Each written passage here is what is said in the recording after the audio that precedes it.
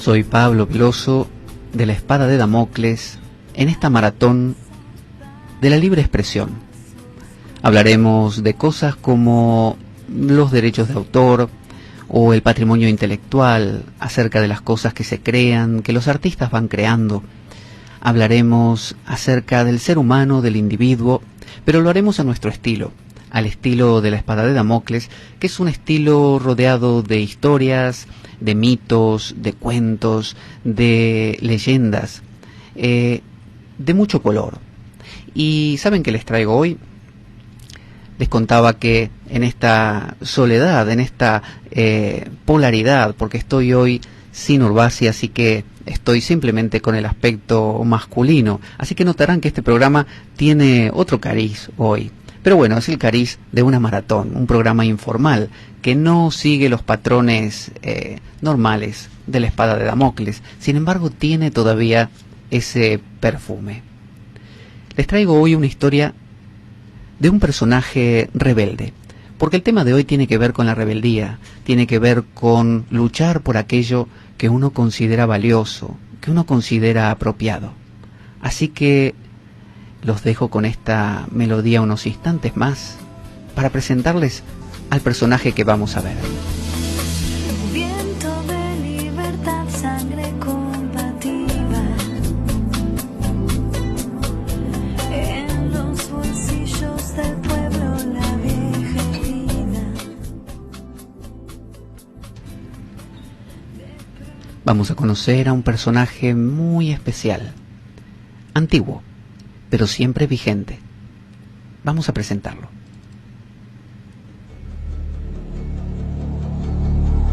En el origen de los tiempos, cuando los hombres aún no habitaban la tierra, dioses y titanes luchaban por el control del universo. Innumerables batallas se sucedían en una guerra que parecía no tener fin. Pero los cíclopes y los gigantes desequilibraron la balanza uniéndose a los ejércitos de Zeus. Con su ayuda, el dios de dioses pudo desterrar a los titanes a la región más profunda del Averno.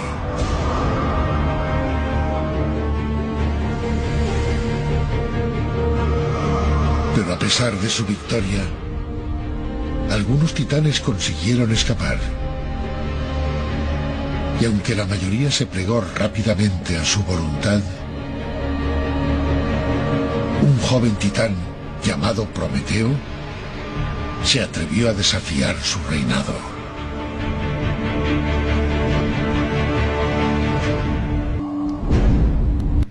¡Qué emoción! Prometeo, un titán, para esta maratón. Les voy a contar acerca de Prometeo.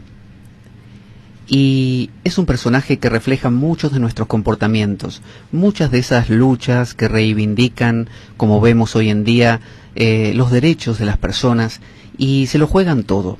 Prometeo, vamos a ver, es un personaje capaz de arriesgarlo todo por aquello que considera valioso. Y vamos a pensar acerca de esto también, acerca de hasta qué punto nos parece importante arriesgarlo todo, hasta qué punto deberíamos preservarnos, hasta qué punto es conveniente no plegarse quizás a los deseos de aquellos que son tiranos, que tienen la hegemonía del poder, y simplemente callarnos la boca, permanecer pequeñitos y no molestar demasiado para poder seguir existiendo. Vamos a ver qué hizo Prometeo. Prometeo era el creador de la humanidad, que algunos incluyen entre los titanes. Era hijo o bien del titán Eurimedonte, estos nombres griegos no son mi estilo, o bien Jápeto, de la ninfa Clímene. Y sus hermanos fueron Epimeteo, Atlante y Menecio. Sabemos que Prometeo creó a la humanidad porque sentía que Zeus, que había ganado la batalla contra los titanes, y él, el mismo Prometeo, se había puesto del lado de Zeus como una manera de darse cuenta, porque su nombre lo indica, Prometeo es aquel que puede ver las cosas de antemano, el vidente, el que puede anticipar, el que sabe que es como un precursor de los tiempos, es aquella persona que no se queda con lo que hay, no se queda con lo que está ahora mismo. Muchas personas tienen un horizonte muy corto. Vemos todos los días personas alrededor nuestro que ven no más lejos que su propia nariz. Y se quedan por eso con aquellas cosas que se les regalan. Entonces, el famoso pan y circo, que hablábamos hace un rato también al aire. Y esos regalos, entre comillas, los compran, los dejan tranquilos, compran un instante más de su tranquilidad, compran unos días o meses más de esa ficticia seguridad de que todo estará bien, de que habrá un padre que me cuide. Entonces Prometeo, que era un titán, ustedes saben que los titanes eran anteriores a los dioses olímpicos y muy muy poderosos. Titanes eran, por ejemplo, Cronos, el padre de Zeus y de Poseidón y de Hades también, pero sucedió en la revolución de Zeus, que Zeus triunfó, y ustedes saben, cada vez que hay una revolución y alguien triunfa, ese alguien se pone en el poder. Y si nos ponemos a pensar, ¿qué es un rey? ¿Qué es un monarca de aquellos antiguos? Y hoy en día los que vemos en el poder son simplemente la extensión de esos propios monarcas. ¿Qué es un monarca? Bueno, es el grupo más exitoso de gángsters o de hombres poderosos que simplemente a través de las armas se imponen, y una vez que se imponen, eliminan a todos los contrarios. Ustedes saben la noche de los cuchillos largos de Hitler, que cuando asumió el poder instantáneamente eliminó a todos aquellos que podían hacerle sombra.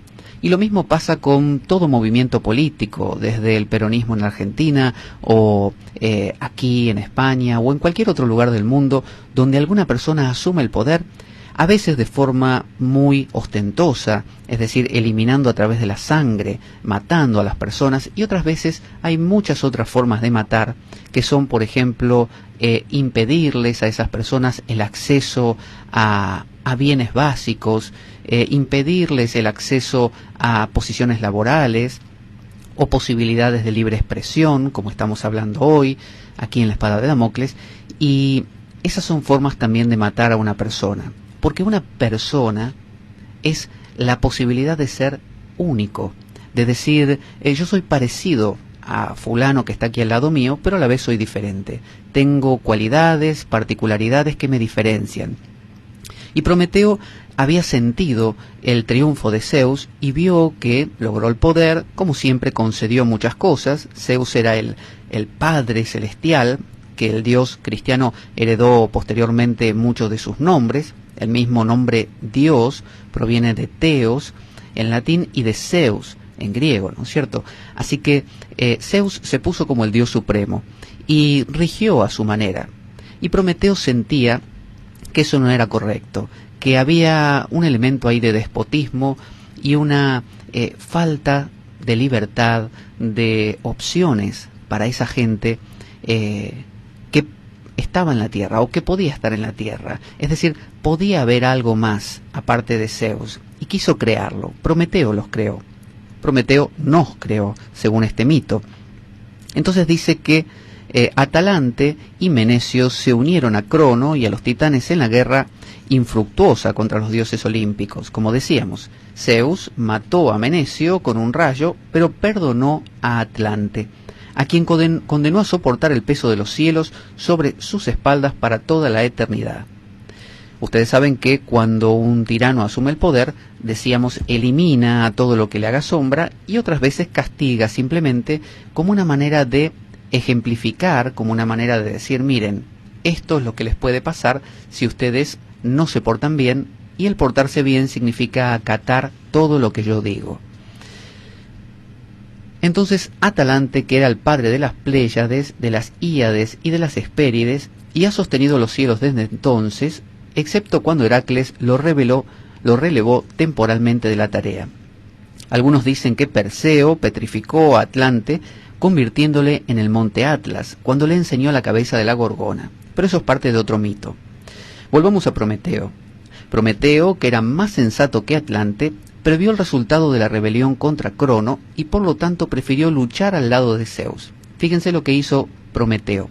No fue tan evidente como para decir me pongo en contra de Zeus, del que él sabía que iba a ganar, sino que se puso a favor de Zeus, pero guardando en su interior esa rebeldía natural, ese luego voy a expresar lo que quiera expresar, a mi manera y en el momento justo. Así que vemos ya perfilando aquí dos maneras de enfocar la libre expresión. Hay personas que hacen gala de la libre expresión de una manera tan abierta, tan drástica y radical, que se ganan el desprecio y la ira de aquellos que están en el poder. Y lo que consiguen en algunos casos es vivir poco. Por ejemplo, un personaje al que le ha acontecido esto fue el famoso Giordano Bruno, que fue una persona que era un monje dominico y que era un libre pensador. Y para su época eso era muy herético, era muy peligroso, bueno, para todas las épocas en realidad. Siempre que uno quiere expresarse, basta con no coincidir con la idea reinante, la idea vigente, y eso produce enseguida tensión en aquellos que pretenden mantener una sola forma de ver la existencia. Hablamos a veces de monoteísmo, ¿no es cierto?, esto de un solo Dios, pero a veces cuando una persona sostiene una idea como única posibilidad, le podemos llamar también monótono teísta, es decir, monótono, repetido, alguien que siempre repite la misma canción y que nos dice, si no la aceptas, si no te agrada, vas a tener problemas. Entonces Prometeo eligió una segunda opción, que es no exponerse, no presentarse directamente de manera de ser destruido. Él se quedó como con un perfil bajo, dijo, no me voy a exponer tanto, me voy a quedar más tranquilo, de manera de no tener ese riesgo. Y de esa manera sobrevivió y pudo ejercer su venganza o su posibilidad mucho más adelante. Dice, sabía entonces Prometeo cómo iba a resultar esta batalla y por lo tanto prefirió luchar del lado de Zeus, persuadiendo a Epimeteo, a su hermano, que significa justamente lo contrario. Prometeo es el que prevé, Epimeteo es el que no prevé nada. Es decir, Epimeteo es aquella persona que tiene una mira un poco corta. Por eso se compensaba con su hermano Prometeo.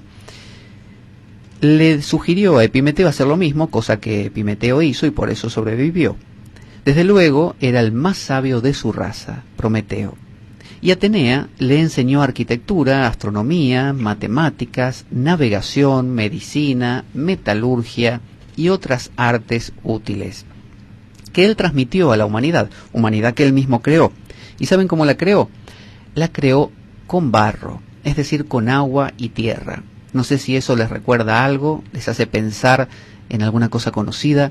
Bueno, es el Génesis, cuando Dios creó con barro, es decir, con agua y tierra y polvo, creó al ser humano, creó a Adán. De la misma manera lo hizo Prometeo. Pero Zeus, que había decidido extirpar a la raza humana, porque justamente le molestaba que Prometeo se haya dedicado a crear a seres que estaban hechos a la imagen de los dioses, es decir, tenían casi el mismo formato físico, aunque no las capacidades.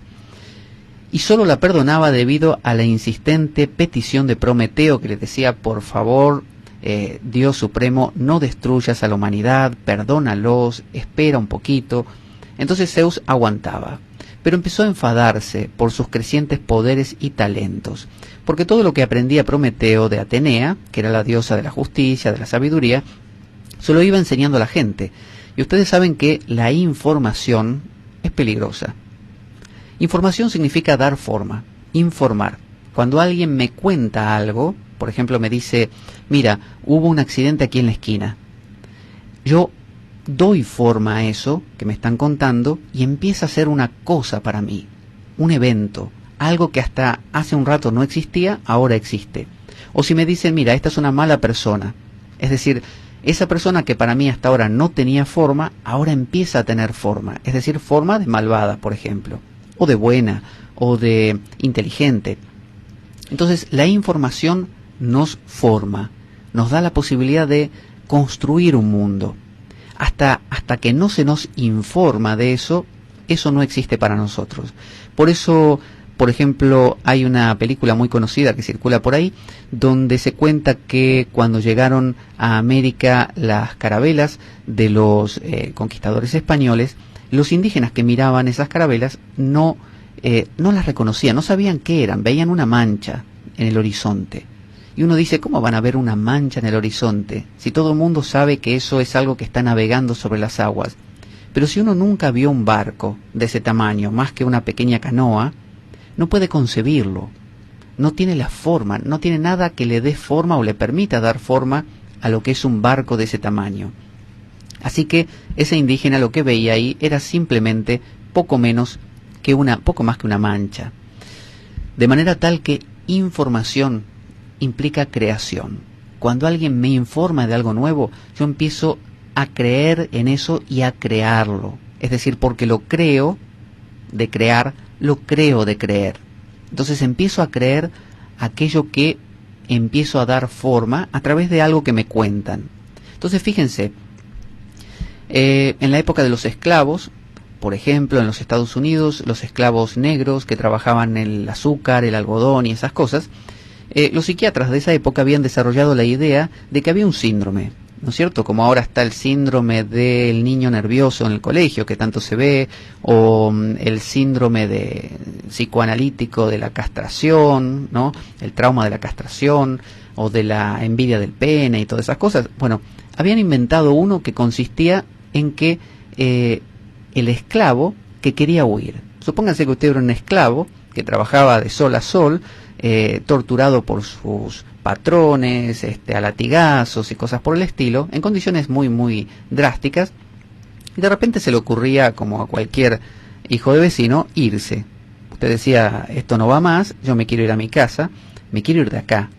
Bueno, desde el momento en que usted intentaba irse, usted padecía un síndrome, un trauma, y lo miraban como un enfermo. Y tanto lo repetían y se lo decían a los propios esclavos, que los esclavos lo creían. Como por ejemplo que el esclavo no tenía alma, y el cristiano, el blanco, sí.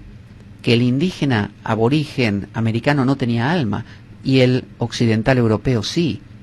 Y en otras épocas que la mujer no tenía alma, y que el hombre sí. Cuando usted le repiten algo muchas veces, decía el agente de propaganda de Hitler, usted se lo acaba creyendo. Y cuando usted lo cree, lo crea.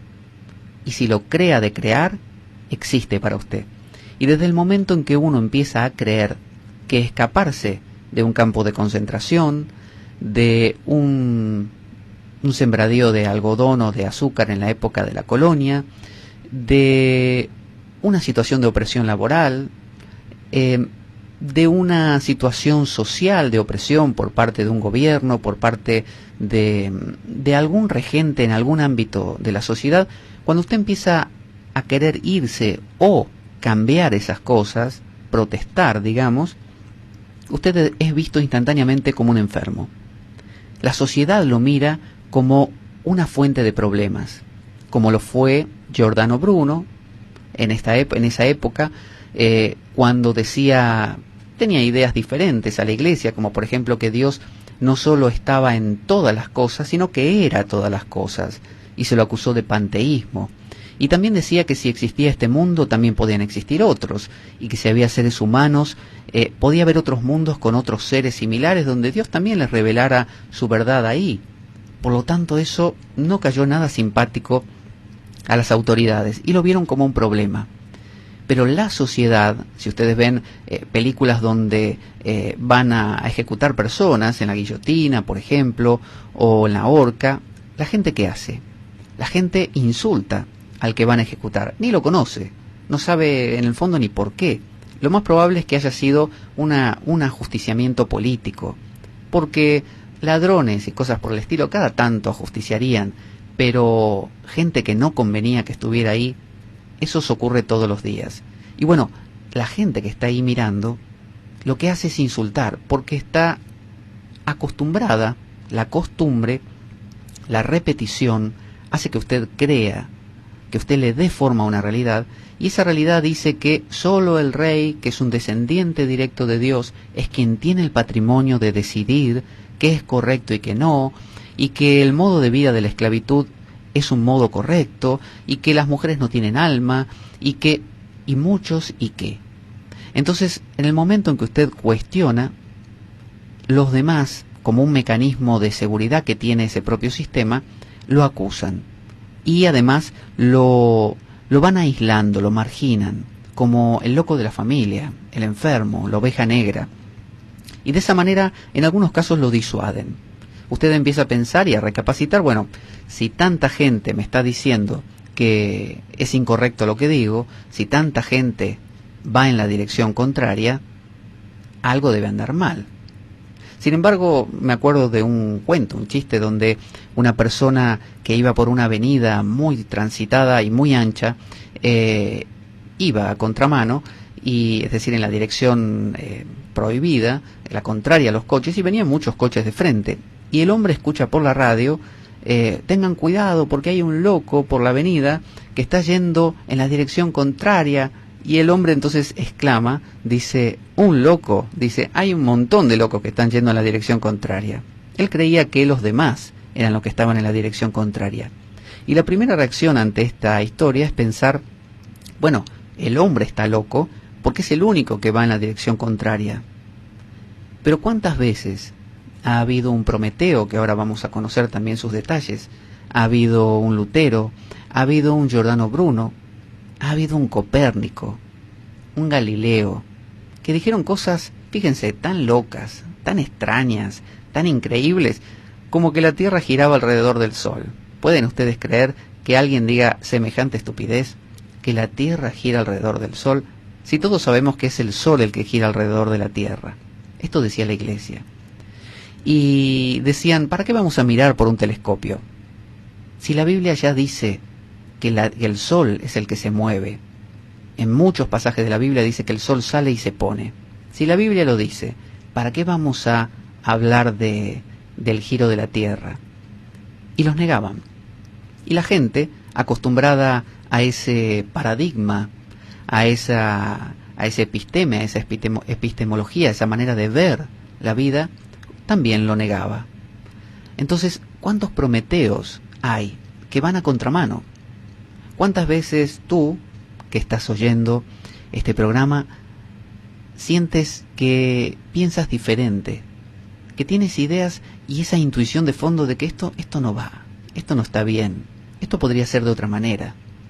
Y sin embargo, las voces de la mayoría, no solo del poder, porque recuerden esto, los sistemas totalitarios, ya se llamen fascismo, nazismo, nacionalsocialismo, o distintos sistemas totalitarios, militares o no, de distintas partes del mundo, saben que si ellos ejercen su poder directamente, es decir, a través de un ejército o policía, pueden herir susceptibilidades, porque pueden generar la idea de que es el poder del líder y su ejército contra el pueblo, y el pueblo se va a rebelar. Pero hay un mecanismo mucho más inteligente, que proviene, qué sé yo si lo sabían ellos o no, pero de Maquiavelo. Maquiavelo, el autor del Príncipe, que escribió este libro que él vivía en el marco de la familia de los Medici, y se cuenta que lo escribió para César Borgia, el hijo del Papa Alejandro. Y bueno, en este libro decía Maquiavelo que la mejor manera de dominar que tiene un príncipe, un rey, ¿no?, a su pueblo, no es generarse una cohorte de regentes, como si fueran ministros y cosas así, todos afines a él. Por el contrario, ¿saben lo que tiene que hacer? Tiene que crear, imaginen, aros concéntricos, como cuando cae una gota en el agua, y poner un aro de amigos de él, el siguiente aro de enemigos de él, el tercer aro de amigos de él, y el cuarto aro de enemigos de él, y así. De esa manera, la propia gente, en lugar de prestarle atención a él mismo, al rey, se va a estar peleando entre sí.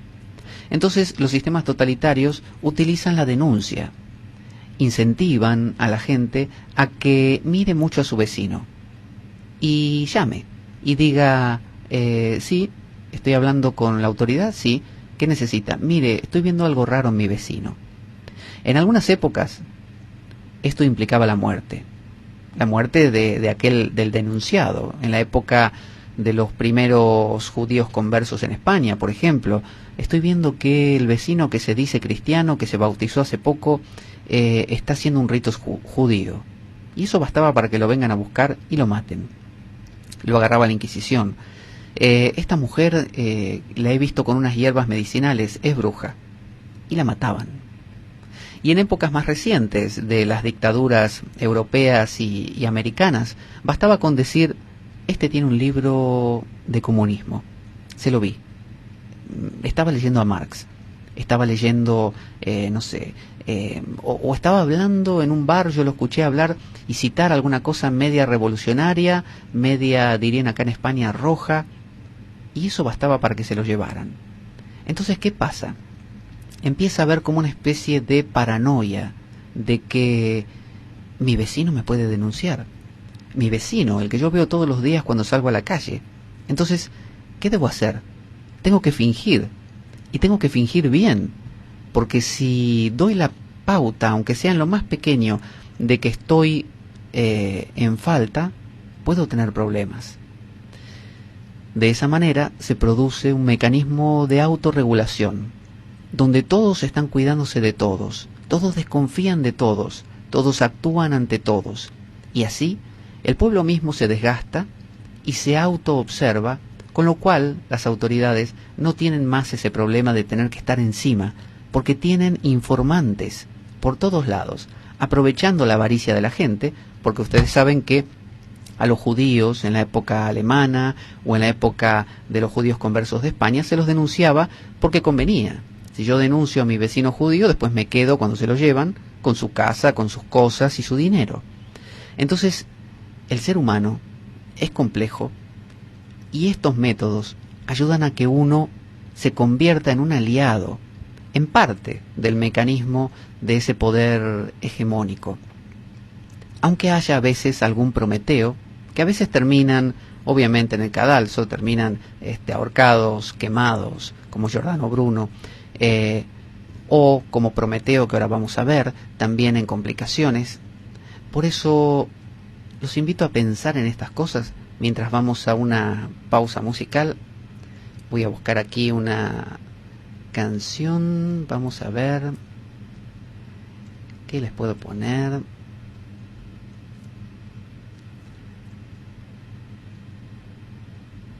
Vamos a poner una canción que es un poco intensa en su ritmo, pero que habla de esa búsqueda de seguridad del ser humano, que lo hace acatar demasiadas cosas y acallar esa libertad, esa lucha por el pensar como uno siente o ser como uno quiere, que tenía Prometeo. Es una canción cantada por Ricardo Iorio, de Almafuerte, y se llama Tú eres su seguridad. A ver qué les parece.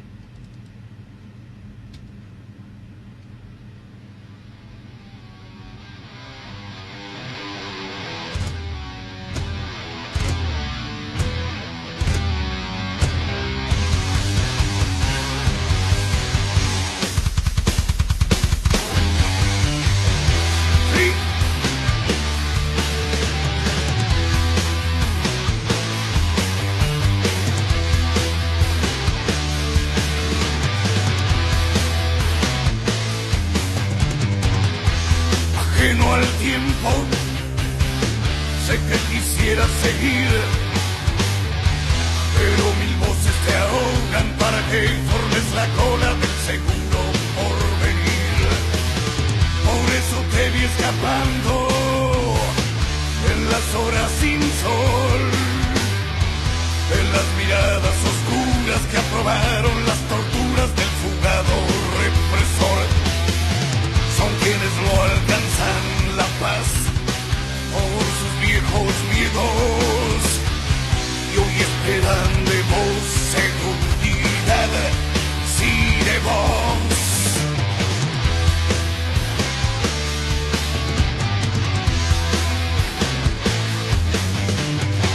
Que no te demore el mundo, no, poniéndote el antifaz y buscando acomodarte en medio del derrumbe de su pecado. pues la enfermante histeria que hay a su alrededor tratará de agotarte para que formes parte de su digestión, y en su falso amor padecen de pasión antes de arrepentirse de su error. Mata el miedo que guarda el animal, limpia el cuerpo, pues dentro de él estás. Si buscas libertad, ya no andes por fuera, no.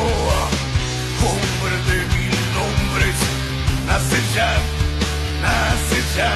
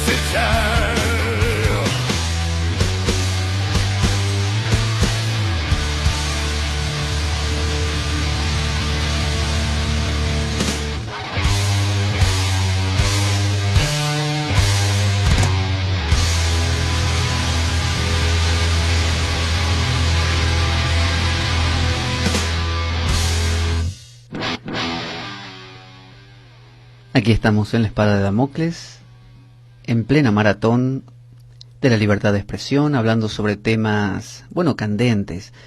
Hoy sin Urbasi, mañana estaremos con ella otra vez. Hoy se fue a pasear, así que le mando un saludo desde aquí.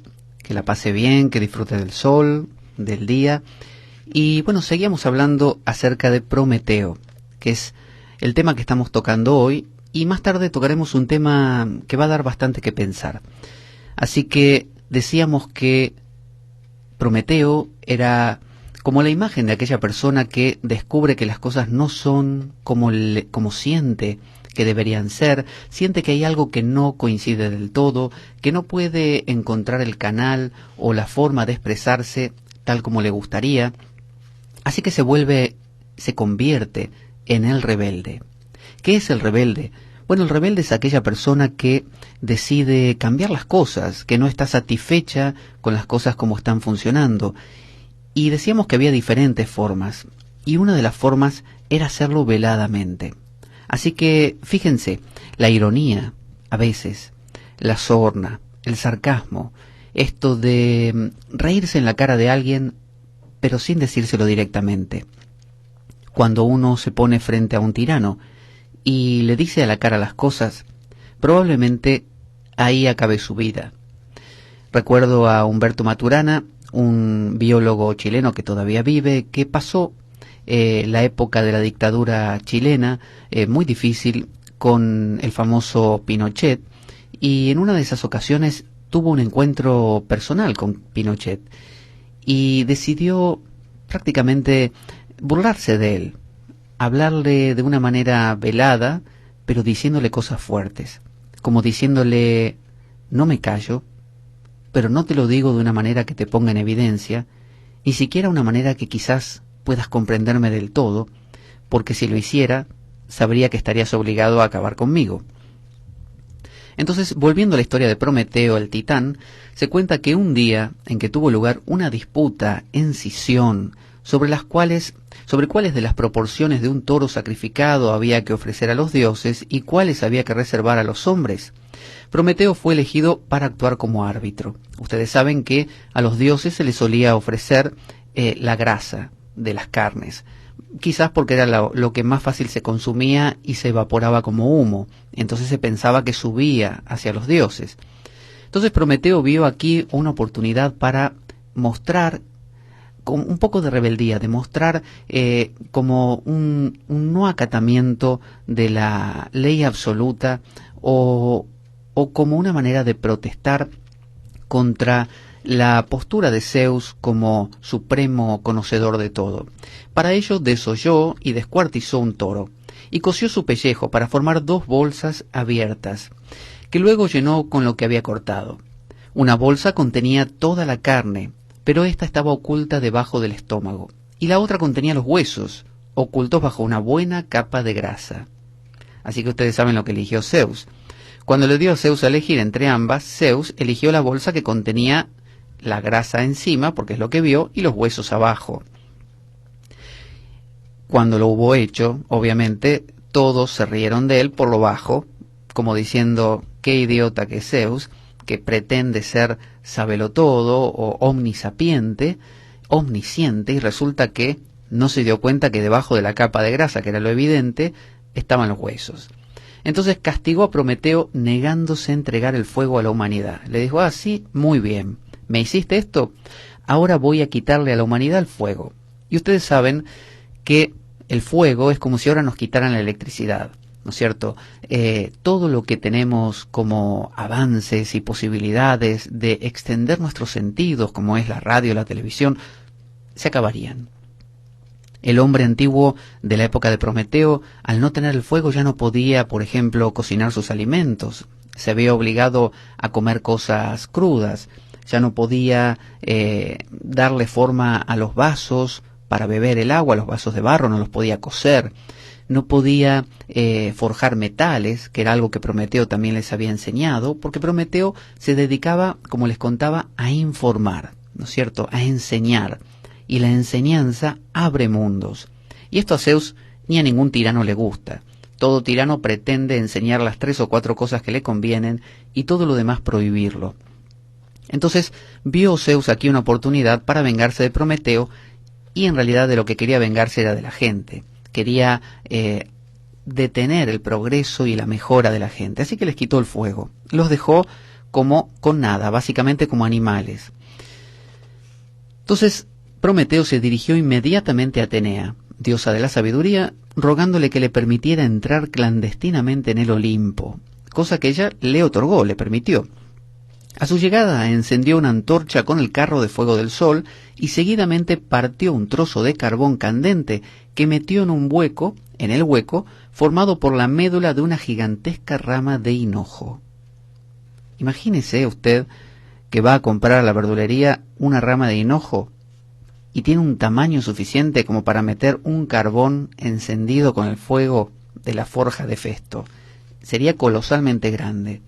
Bueno, eso es lo que trajo a la tierra. Luego, dice, después de apagar su antorcha, salió sigilosamente de allí sin ser descubierto y entregó el fuego a la humanidad. Llegó y dijo, muchachos, aquí tienen el fuego otra vez, vuelvan a cocer los cántaros y vasijas, vuelvan a forjar los metales, vuelvan a cocinar los alimentos, hagan de cuenta que no pasó nada. Zeus, que todo lo veía, se enteró. Pero, como dicen, se hizo el sota. Vio como la sota de las cartas españolas, que está ahí como que pareciera con cara de póker. Bueno, así se quedó Zeus. Pero juró que se vengaría. A veces hay un duelo tácito entre el revolucionario, la persona como usted y como yo, que deciden que algunas cosas no van. ¿Por qué? Porque aprendió, porque se informó, porque leyó, porque descubrió, porque conoció, porque habló y conversó con otras personas y descubrió que no era la única forma de ver la existencia la que le estaban contando. Entonces decide cambiar la situación, decide hacer algo diferente. Pero justamente sabemos que si lo hace abiertamente, lo eliminan. Entonces, a veces hay este juego tácito, entre como un tira y afloje muy sutil, entre el poder y aquella persona que lo desafía. Porque también están las apariencias. El poder no puede dejar sin castigo a alguien, pero a su vez castigar a alguien lo convierte en mártir. Cuando el Papa Pío no sé cuánto, no me acuerdo, decidió enviar a la hoguera a Giordano Bruno, se dice que lo pensó muchísimo. Dio muchas vueltas en realidad antes de hacerlo. ¿Por qué? Porque él sabía que si mandaba a la hoguera a Giordano Bruno lo convertía en un mártir. Y de hecho eso sucedió. Fue un precedente. Tengan en cuenta que a Giordano Bruno no solo lo persiguieron mucho tiempo y por eso se refugió en otros países, sino que cuando regresó a Italia y lo capturaron, lo tuvieron 8 años preso. ¿Sabe usted lo que es estar 8 años preso? Pero no preso como un preso más. Le pasó como a San Juan de la Cruz, que San Juan de la Cruz fue un revolucionario, junto con Santa Teresa de Ávila, que iniciaron la reforma del Carmelo, la reforma de los carmelitas, que hasta ese momento tenían un modo de ser muy acomodado, muy cómodo, muy agradable, donde había grandes señoras que cuando no tenían más nada que hacer o enviudaban, se iban a vivir con las carmelitas y vivían como si fueran un hotel 5 estrellas, porque tenían dinero, hasta se llevaban sus sirvientas. De manera tal que Santa Teresa de Ávila le pidió a San Juan de la Cruz que le ayudase a cambiar todo esto, y de hecho, bueno, eso hizo San Juan de la Cruz y se ganó con eso la cárcel. Pero no la cárcel común, se ganó la cárcel de un convento de carmelitas, lo metieron preso en un convento. Y todos los días le hacían la guerra psicológica, todos los días iban y le decían, tú sabes, hablaban entre sí los carceleros, que el movimiento de reforma de los carmelitas cayó, ya los apresaron a todos y los ejecutaron, esto no tiene futuro, esto se cayó.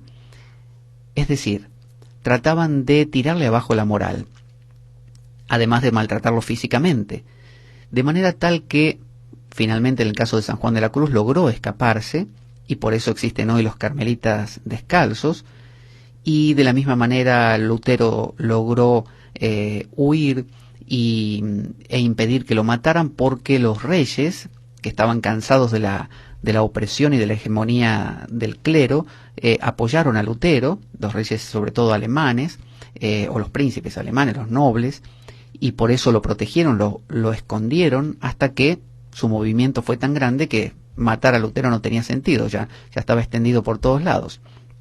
De la misma manera sucedió con Giordano Bruno, pero desgraciadamente Giordano no pudo escapar y acabó en la hoguera, pero fue el precedente, como les decía, para el inicio de la ciencia, el inicio de ese pensamiento que dice, no, quizá la cosa no sea así, quizá sea de otra manera. La idea de crear un ejemplo, que en eso se convirtió Giordano Bruno, de pensamiento propio, de ir en contra aún de todos. Se dice que hasta cuando lo quemaron le pusieron leña verde para que sufriera más, para que le durara más tiempo. Fíjese qué crueldad. Y seguramente, estoy seguro, la gente lo ha festejado en ese momento y le ha gritado de todo al pobre Giordano, porque eso es lo que aprendió. Como Jesucristo cuando estaba en la cruz y decía, perdona a los padres, no saben lo que hacen. Obviamente, el pueblo, la gente, usted, yo, cuando no nos informan, es decir, no viene otro como esta voz que suena ahora, o como el libro que lee, o como la película que vio, o como aquel amigo con que se reunió y conversó, no le informan. Fíjese que en el budismo tibetano se dice que uno debe ser introducido, ¿no?, a la verdad o a la realidad del ser. Con esto quieren decir que tiene que aparecer un tipo en su vida que le diga, ¿qué tal? Mira, quiero contarle algo nuevo. Y es que usted es no lo que pensaba que era, sino tal y cual cosa. Ellos consideran que a partir de ese momento es como si hubiera entrado un caballo de Troya dentro de su vida y se abre dentro liberando esos soldaditos como un virus, de la misma manera. Entonces, los sistemas sociales son como sistemas inmunitarios que pretenden defender, obviamente, un establishment, una manera de ser de las cosas. A rajatabla, lo defienden como si fuera lo verdadero, aunque ese sistema sea obsoleto. ya esté obsoleto hace muchísimos años, y sin embargo se sigue sosteniendo, porque el cambio siempre implica dolor. Cuando usted nace, duele. Duele para la que está pariendo y duele para el que está naciendo, porque es un golpe, es una cosa fuerte, pasar de flotar en el líquido amniótico a tener que respirar aire. Bueno, todo eso, todo cambio, usted se muda de casa, usted cambia de trabajo, usted finaliza una relación sentimental, duele. Cambiar duele, porque es reformar, renovar, volver a construir muchas de las estructuras que ya habían quedado obsoletas. Entonces, cambiar duele, pero uno puede pensar, y esto queda en cada uno, vale la pena. Volvamos a la historia de Prometeo, que robó el fuego y se lo dio a la humanidad. Y Zeus juró que se vengaría. Ordenó a Hefesto, que era el que trabajaba la forja en el Olimpo, forja de armas, que fabricara una mujer de barro, y a los 4 vientos que le infundieran aliento, y a todas las diosas que la adornaran. Esta mujer, llamada Pandora, la más hermosa jamás creada, fue enviada por Zeus, como regalo, a Epimeteo, ¿recuerdan? Al hermano de Prometeo, al que no tenía esa vista un horizonte muy lejano, no era muy despierto. Pero Epimeteo, a quien su hermano había advertido que no aceptara ningún obsequio de Zeus, se excusó respetuosamente. Le dijo, mire, prefiero que no.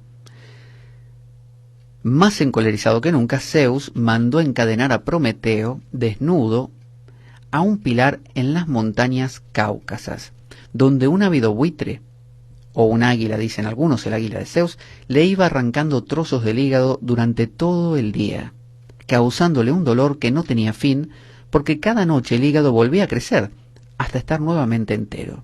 Imagínense eso. Usted hace algo que usted cree en eso. Protestar contra, no sé, algo de su barrio, algo de su familia, hablarle a su pareja de algo que no le agrada, y usted sabe que eso va a traer un problema. Sabe que esa otra persona o esa sociedad puede no caerle bien lo que usted le diga. No porque no lo diga bien, sino porque el solo decir, mire, las cosas como están yendo quizás no estén bien. El solo poner la duda puede molestar, puede irritar sensibilidades. De esta forma entonces, Prometeo sabía a lo que se atenía. Sabía que se estaba metiendo con Zeus, sabía que se estaba metiendo con el poder más grande, y sin embargo lo hizo. El héroe tiene ese contenido de inconsciencia, ese contenido de borrar un poquito, negar un poquito el peligro que se le plantea delante, porque sabe que aunque ese peligro sea posible, para él vale la pena, y para Prometeo lo valía. Así que imagínenselo, en una piedra desnuda, él desnudo también, atado, con cadenas, encadenado a la piedra, y todos los días bajaba un águila, feroz y voraz, y le devoraba el hígado, cosa obviamente nada agradable, y todas las noches el hígado volvía a crecer, y al otro día el mismo sufrimiento.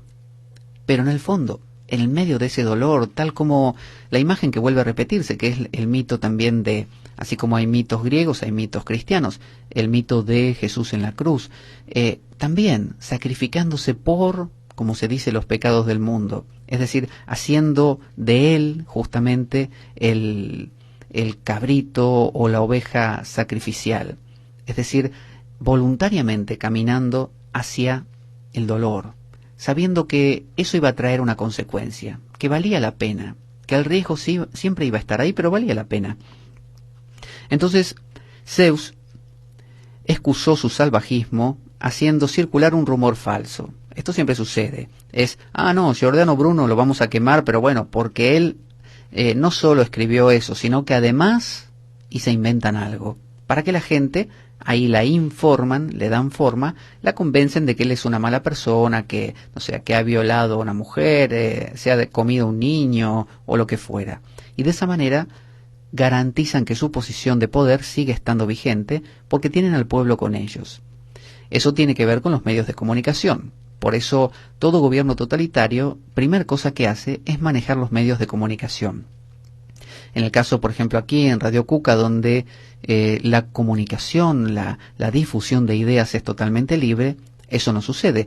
Pero aunque hoy en día no haya gobiernos totalitarios, por ejemplo en este país, sin embargo sabemos que lo que gobierna al mundo no son tanto los políticos, sino los poderes económicos, los monopolios económicos, y no son aquellos que uno tiene a la vista, sino los monopolios realmente grandes. Y esos manejan los medios de comunicación y pueden hacer que la guerra que usted está viendo en Medio Oriente, que le parece tan importante llevarla a cabo para salvaguardar, no sé, al mundo occidental y cristiano, en realidad es un interés económico para ganar petróleo o vaya a saber qué otra cosa. Pero por eso, cómo se venda algo, es lo que hace que usted se lo crea.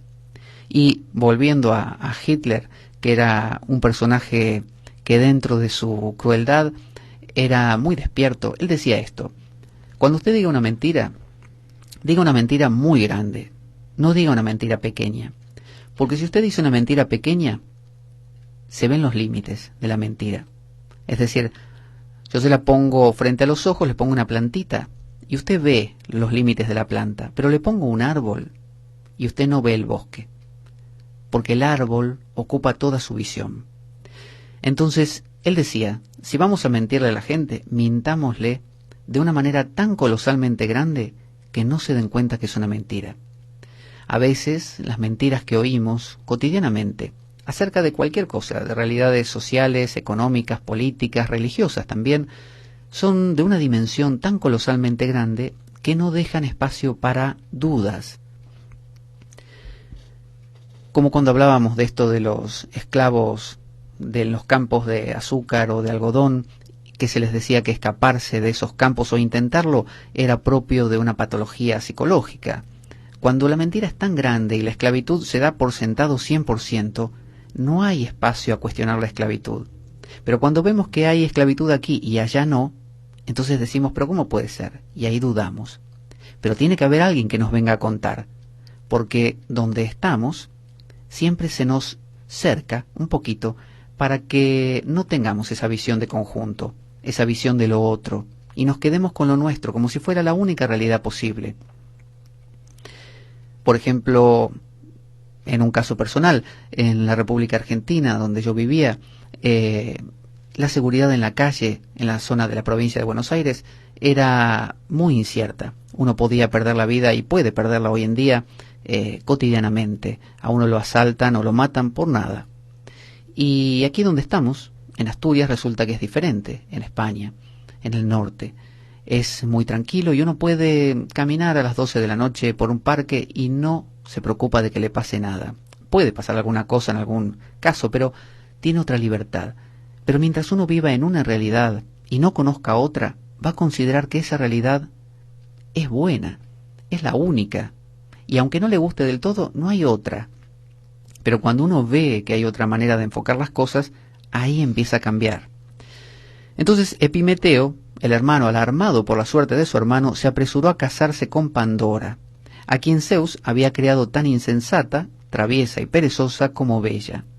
Al poco tiempo abrió una jarra que, según Prometeo había advertido a Epimeteo, debía mantenerse cerrada, la famosa caja de Pandora, y en la cual había encarcelado con dificultad todos los males que podían plagar a la humanidad, tales como la vejez, la fatiga, la enfermedad, la demencia, el vicio, la pasión, y algunos dicen el trabajo.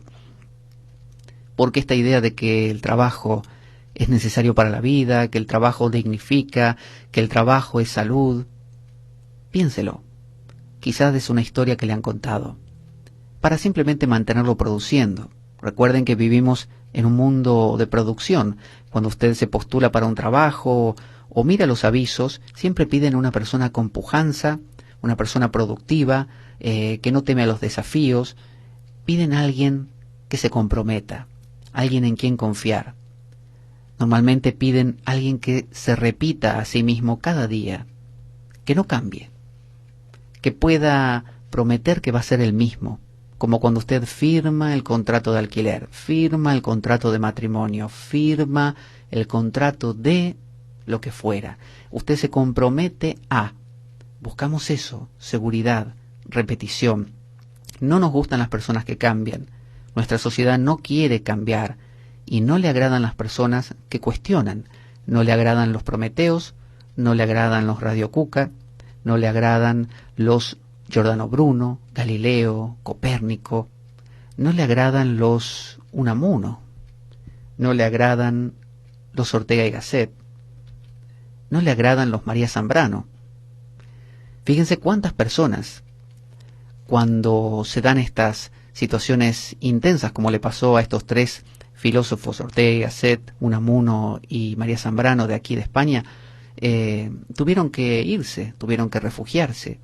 Y si regresaron, que de hecho en algunos casos lo hicieron, se las vieron muy, muy difíciles. Así que para terminar la historia de Prometeo, todos los males salieron cuando se abrió esa caja de Pandora en una nube. Cuando se apresa al revolucionario, al que se quejaba, se trata de deshacer lo que hizo, inmediatamente. Entonces Zeus lo primero que hizo es esa protección de Prometeo para la gente, de guardar todos esos males, la hizo abrir, y que todo volviese a ser como antes. Dice, todos salieron en una nube, los males, picando a Epimeteo y a Pandora y atacando luego a la raza de los mortales. No obstante, la engañosa esperanza, a quien Prometeo también había encerrado en la jarra, los disuadió con sus mentiras. ¿Sabe de qué los disuadió? De cometer un suicidio colectivo. La esperanza, veo esto de fe, esperanza y caridad, la esperanza es como una especie de anestesia. Es una especie de, bueno, aguantemos un poco más, todo va a mejorar mañana. No te preocupes, ya todo va a cambiar. Ese va a cambiar, como si tuviera que venir de afuera, como si fuera a ser otra persona la que nos va a ayudar a ser diferentes. Prometeo, así, es un héroe. Es alguien que sabe lo que quiere y que se juega por ello. Es alguien que informa a los demás, que enseña, que transmite, que comunica, como esta maratón de la libertad de expresión. Cuando volvamos de la pausa musical, vamos a hablar un poco acerca, digamos, una metavisión. En lugar de una visión común, meta por arriba significa, por encima. Vamos a ver la esencia de lo que es un ser humano y por ende, entonces, estas reivindicaciones, estas búsquedas de lo que es la propiedad, que es el tema de esta maratón, la propiedad intelectual, los derechos sobre las obras de los artistas. Vamos a ver cómo comenzó todo eso, de dónde viene, cómo realmente se da. Vamos a escuchar a una cantante con una voz lírica llamada Emma Chaplin, que nos va a cantar algo acerca de la noche eterna. Veremos.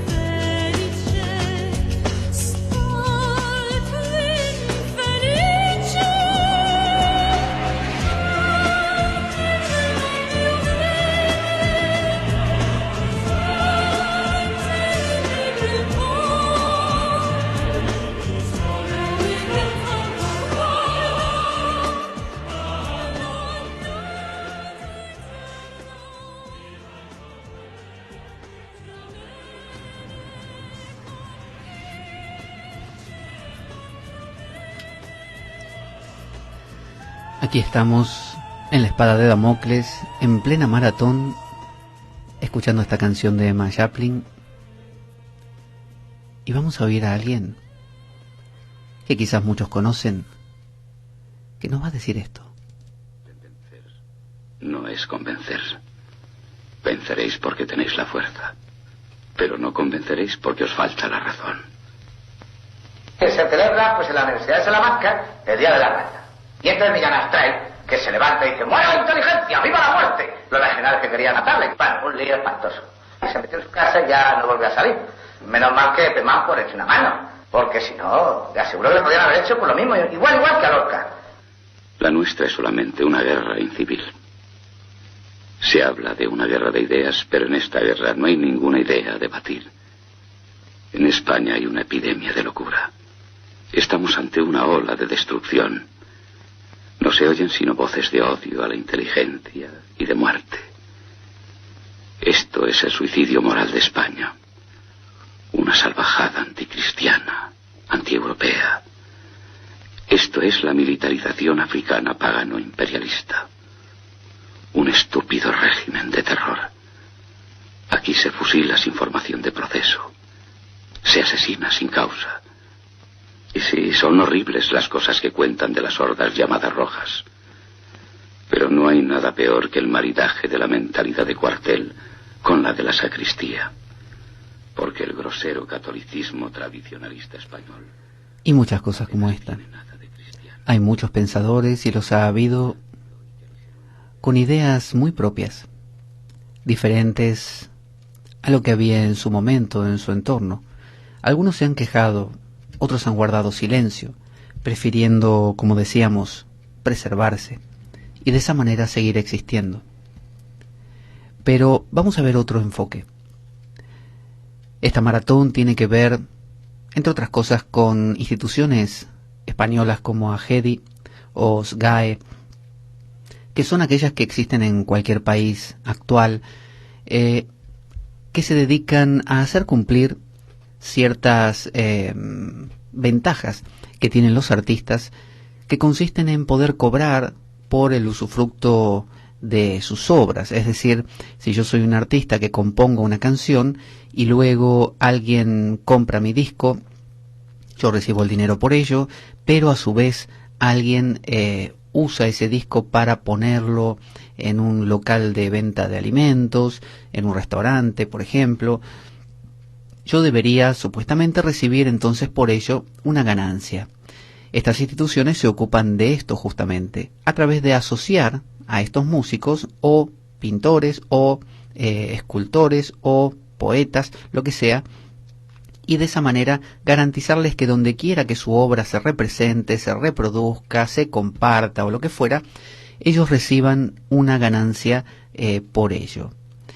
Sin embargo, hoy en día estamos viviendo en un mundo diferente.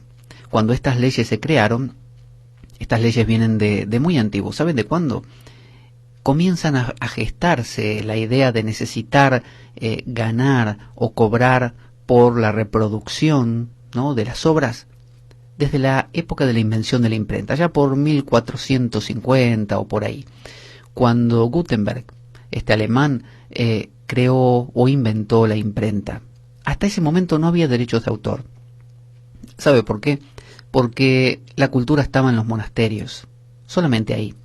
Entonces, había copistas, obviamente, que copiaban esos textos, pero había tan pocos que podían escribir, tan pocos que podían leer, que todo lo que había prácticamente era oral. ¿Y sabe lo que quiere decir que algo sea oral? Fíjese, esto es la radio. Ahora usted está escuchando esta voz. Yo le propongo un ejercicio, mire. Cierra un instante los ojos y escuche la voz.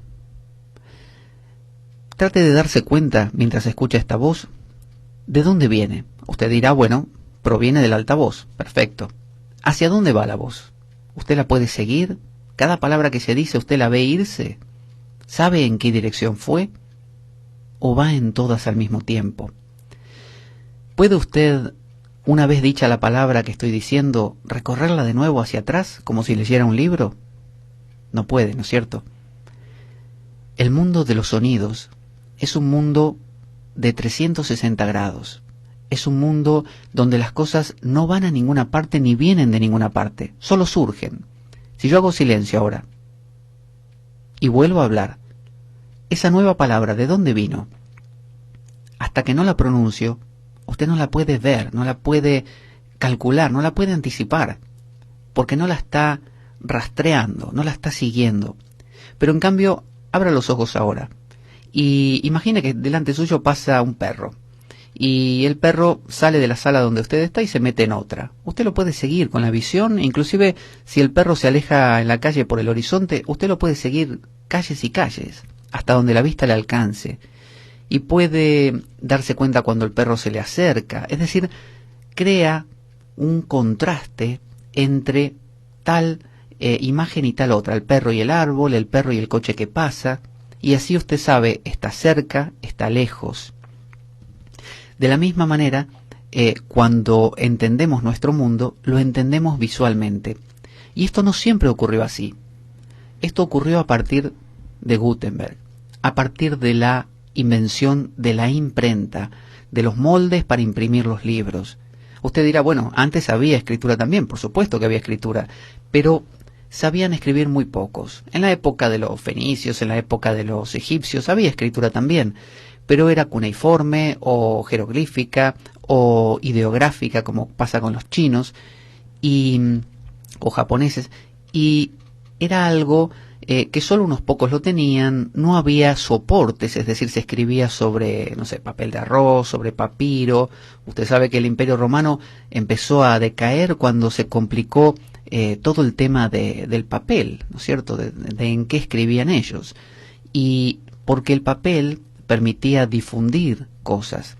Pero bueno, decíamos entonces que la escritura cambió la historia, pero no la escritura que siempre existió, desde los hombres de las cavernas que pintaban sus imágenes en las paredes, que era una forma de también escribir o contar algo, sino a partir de la imprenta, porque la imprenta permitió reproducir en grandes cantidades algo que hasta ese momento era privativo de unos pocos. Lo que siempre estaba en los monasterios, ahora empezó, Lutero inclusive, que citamos en el bloque anterior, que imprimió la Biblia en alemán, gracias a Gutenberg, que la había inventado la imprenta. Bueno, a partir de ese momento empezó a difundirse las cosas en papel. ¿Y sabe qué pasa? Yo tengo aquí un libro frente a mí, ¿no? Entonces lo miro. ¿Ve? Escucha que aquí tengo mi libro. Bueno, lo miro y leo una frase. Si yo quiero, voy a leer aquí tengo el Tao Te Ching, y dice, supongamos que tenemos un estado pequeño y de poca población. Entonces yo digo, bueno, no entendí la frase. Voy a leerla de nuevo. Supongamos que tenemos un estado pequeño y de poca población. No la entendí, la voy a leer una tercera vez. Yo lo mismo no lo puedo hacer con el sonido. Si usted está escuchando a alguien hablar, en una charla por ejemplo, lo que pasó, pasó. Y no queda, digamos, registrado.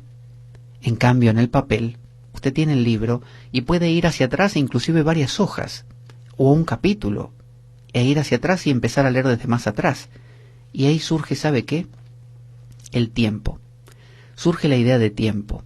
Los libros, la invención del libro, de la escritura impresa, nos permite creer, empezar a informarnos, a tomar forma de que existe el tiempo, que existe un ayer, que son las páginas de atrás, y un mañana, que son las páginas que todavía no leí. Y al mismo tiempo, al leer el texto, yo leo, como les decía, supongamos que tenemos un estado pequeño y de poca población. Supongamos es una palabra, que es otra, tenemos es otra, un es otra. Es decir, empieza a ver cosas. Yo las veo, son cosas. Una palabra es una cosa, la veo ahí. Es como si viera un bichito. Es un bicho, está ahí, separada de otra cosa, que es la siguiente palabra. En la época oral, cuando se relataban las cosas, no le digo la época del chamán del pueblo o de la tribu, sino que en la época de los griegos, que había una cultura oral, donde se relataban historias y leyendas y mitos, el relato no tenía un presente, un futuro tan marcado. El relato no tenía autor, porque la invención del individuo el individuo como persona, nombre y apellido, fulano de tal, con una historia independiente a todos los demás individuos, prácticamente nace ahí, nace con la imprenta.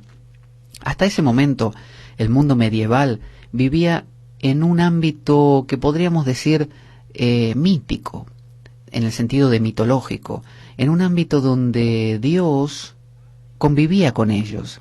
Ustedes saben que los mitos griegos no eran historias que los griegos se contaban para entender otras cosas.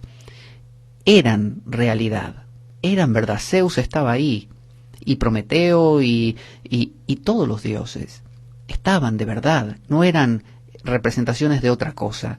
Entonces en el mundo medieval se vivía así. Se vivía en un mundo donde la oralidad permitía que las personas se sintieran órganos, como orgánico, como participantes de una comunidad, de una cosa más grande, y no individuos aparte. Con la invención de la imprenta y el posterior renacimiento, el Quattrocento italiano justamente, aparece esta idea del hombre como medida de todas las cosas. Es decir, el acento en lo antropomórfico, en yo. Yo voy a ser el individuo que veo el mundo. Ahora no soy parte de un mundo más grande, donde el sistema es teocéntrico, es decir, Dios está en el medio y todo lo demás es parte de. Ahora es geocéntrico. La Tierra es el centro de todo, por lo tanto pongo el acento en mí. Y toda la cultura reflejó eso, y empezó a crecer como un reflejo de esa visión del mundo, donde el individuo ahora importa. Y si el individuo importa, ahora si yo compongo un poema, no es lo mismo decir que lo escribí yo a que lo escribió otro. Ustedes saben que cuando queremos datar la Biblia o queremos examinar y decir, el Cantar de los Cantares lo escribió Salomón realmente, el Deuteronomio lo escribió Moisés, y habrá uno que dice, sí, pero no, dice otro, porque no puede ser, porque al final del Deuteronomio Moisés muere, y ¿cómo lo va a haber escrito Moisés? Y va a relatar su propia muerte. Nos parece a nosotros complicado, pero a la gente de esa época, una gente oral, no le parecía complicado, porque en la India también sucede así. Los textos sagrados se atribuyen a alguien. Es como si yo escribo ahora un texto importantísimo de filosofía y digo que lo firmo Miguel de Unamuno o Jorge Luis Borges. Sería algo así, tomar una persona que es mítica, que todos lo respetan, y decir lo escribió ese, porque no considero que sea importante resaltar lo mío. Pero a partir de la imprenta, a partir de esta definición de que el individuo es la medida de todas las cosas, surgen las revoluciones, surgen las reivindicaciones, esta necesidad de marcar mi territorio, definir qué es lo mío y qué es lo del otro. Y ahí surgen las leyes y comienzan a gestarse, que allá por el 1700 creo, ya se establecen muy firmemente, de derecho de autor. Y cada vez se van solidificando más hasta llegar a nuestros días, donde tenemos instituciones como es SADAIC en Argentina, SGAE aquí, que justamente regulan esa ganancia de la persona por lo que ha compuesto, impreso o creado. Pero ha surgido otro problema ahora, que la naturaleza de la existencia humana es ondulatoria, es decir, por momentos hay un pico, por momentos hay un valle, por momentos hay un pico, por momentos un valle. Así que quizás en este momento la cosa ha cambiado, ya no es como en la época de la imprenta, donde se hacía, como les contaba, hincapié en el individuo. Ahora ha surgido un proceso eléctrico, electrónico, como querramos llamarlo, Internet. Y Internet, justamente su nombre lo dice, es una red, ¿no? Una red que interrelaciona, una web que interrelaciona a seres humanos y hace, como decía el filósofo Bartra, o el científico Bartra, decía que no tenemos un cerebro, sino un exocerebro. Nuestro cerebro no es mi cerebro o tu cerebro, es un cerebro común, porque el nivel de comunicación al que hemos llegado es tan grande que no hay mío y tuyo. En la época de mis abuelos o bisabuelos, para transmitir un hecho que sucedía en un pueblo hacia otro, hacía falta que alguien viaje, quizás en caballo, en carreta, y quizás lo hacía una vez por mes o dos. Entonces la información fluía de a poquito y era muy diferenciado lo que pasaba en este pueblo y lo que pasaba en otro. Y este pueblo era muy distinto al otro. Pero eso fue agilizándose. Cada vez la comunicación se hizo más activa y los medios más rápidos. Ustedes saben, en avión cruzan el mundo en unos minutos u horas. Entonces, una cosa que sucede aquí, una foto, sube a internet y por Google, por YouTube, por lo que sea, se ve. Y todo el mundo lo sabe. Yo sé lo que está pasando en China, lo puedo ver por internet en este momento. Hay cámaras web, cámaras que están en distintas ciudades. Yo estoy conectado, yo soy el mundo ahora. Y esto, ese nivel de comunicación, nos devuelve, sin quererlo, a lo que pasaba en el mundo de la oralidad. ¿Recuerdan? Cuando todo era oral y todo era instantáneo. En lo oral no hay secuencia, no hay esto primero y esto después, como en lo visual, como en el libro. En lo oral todo es al mismo tiempo. Si yo cierro los ojos, no hay un sonido que sea el que viene primero y después. Todos están ocurriendo simultáneamente. Los que aparecen ahora mismo, todos están al mismo tiempo. En cambio en lo visual no. Depende para dónde yo mire, me va a parecer que esto viene primero que la otra cosa. Fíjense que la perspectiva en la pintura no es algo que lo tengan todos los pueblos. Ustedes van a un esquimal y le muestran una foto y no la entiende. Ustedes le muestran una foto de un esquimal a un esquimal, o la foto de un árbol a un esquimal, y la mira, o indígenas también africanos, no la entiende, no la puede ver, no ve lo mismo que nosotros. No entiende, si ustedes le muestran una película, lo que es un plano, lo que es una cámara que siga a una persona. No lo pueden comprender y no van a entender esa película, no la van a seguir en absoluto, porque tienen una concepción distinta del mundo. Entonces, nuestra forma de ver, que proviene de no hace mucho de esto de Gutenberg, ha evolucionado a otra cosa ahora, que es esta simultaneidad. Hemos vuelto a la oralidad, hemos vuelto a un mundo donde todo ocurre al mismo tiempo, donde yo compongo algo y ya lo estoy subiendo a internet, o doy un concierto y me están filmando y eso ya sube a internet y todo el mundo lo está viendo al mismo tiempo. No hay esa exclusividad de años atrás, donde si yo hacía un concierto me veían estos pocos, y quizás hasta grabábamos un cassette en esa época y se distribuía muy de a poco también. Ahora no existe más el disco, no existe más reproductores. Ahora lo que hay es MP3, hay formatos digitales que son justamente, no tienen un soporte físico, pueden estar en cualquier lado. De esa manera ocurre este conflicto que está ocurriendo ahora, como esto de las GAE y estas instituciones que reclaman derechos de autor. Son instituciones anacrónicas, son instituciones que lógicamente se mantienen por la inercia de su fuerza o de su movimiento, pero que ya no tienen cabida porque es imposible luchar, como pasa con la ley CINDE, la ley SOPA, estas leyes que pretenden recortar Internet y eliminar aquellos que ponen hasta los enlaces de donde están alojadas las cosas para descargar, y no se dan cuenta que ha cambiado. Como no se dieron cuenta los del mundo oral cuando Gutenberg con la imprenta cambió el mundo y generó el Renacimiento, y ya no existía más la escolástica medieval, empezó otra cosa, empezó el mundo de la ciencia, un mundo diferente, con acento en el ser humano que descubre, con una perspectiva en la pintura y en la vida, donde todo se ve desde mis ojos, desde yo viendo al mundo, yo antropomórfico.